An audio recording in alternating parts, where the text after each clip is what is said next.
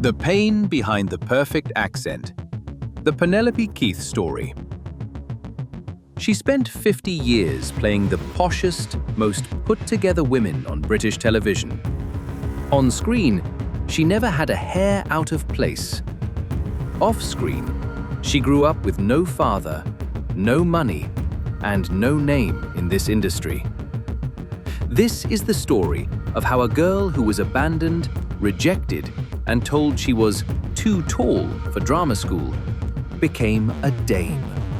And how on June 29, 2026, the world said goodbye to her. Long before the title Dame, she was just Penelope Hatfield, born April 2, 1940, in Sutton, Surrey. Her father was an army officer. He left when she was a baby. Gone. No explanation the world ever heard.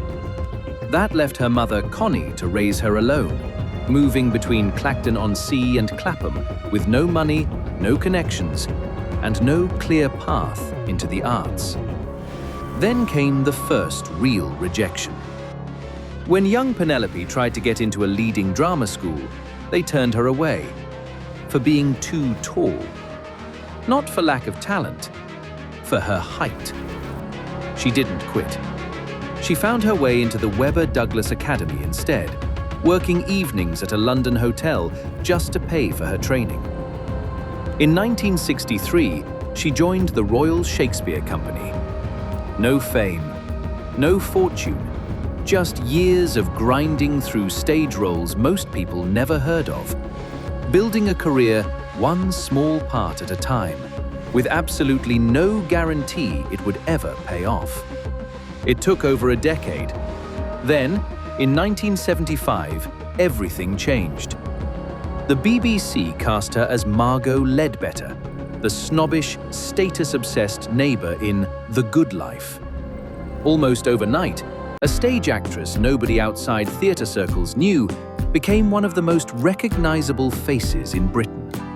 That role won her a BAFTA in 1977. A year later, she won a second BAFTA for The Norman Conquests. Then came To the Manor Born in 1979, where she played a widowed aristocrat forced out of her own estate, and it became one of the most watched sitcoms in British history. She could have been typecast forever as the posh one. Instead, she kept working. 6 more sitcoms over the following decades, a return to serious stage work playing Lady Bracknell, and eventually a second act entirely, as a beloved documentary presenter touring England's country houses right up until her final year. Here's the part almost nobody talks about. In 1976, while she was becoming famous, she met a policeman named Rodney Timpson, working security at a theatre where she was performing. No connection to show business, no interest in the spotlight. They married in 1978 and stayed married until her death, nearly 50 years later. While she became one of the most photographed women on British television, her husband lived an almost invisible life. No interviews about being married to a star, no tabloid drama. They adopted children and kept them almost entirely out of public view, a choice she guarded fiercely in an industry built on exposure.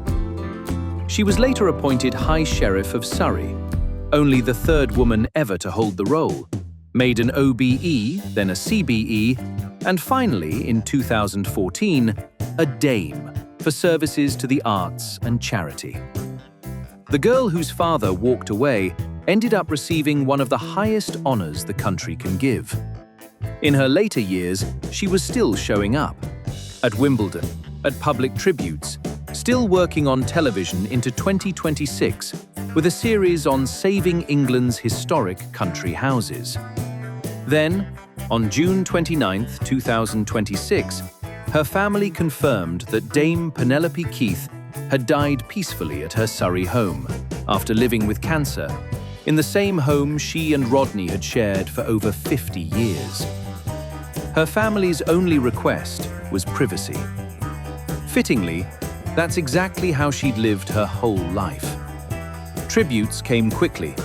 Her Good Life co-star Felicity Kendall remembered her as a true friend and a comic genius. West End theatres dimmed their lights in her honor, a tribute reserved only for the industry's most respected names. What makes Penelope Keith's story remarkable isn't just the BAFTAs or the damehood or 5 decades on British screens. It's that a woman who lost her father, was rejected for how she looked, and clawed her way up through years of anonymous stage work, never let the fame that followed swallow the private life she built. No scandals, no public collapse, just 50 years of quiet loyalty to one man, and a career that never stopped reinventing itself. From Abandonment to a household name to a dame who left on her own terms. What do you think? Was Penelope Keith the last of a generation who knew how to stay private?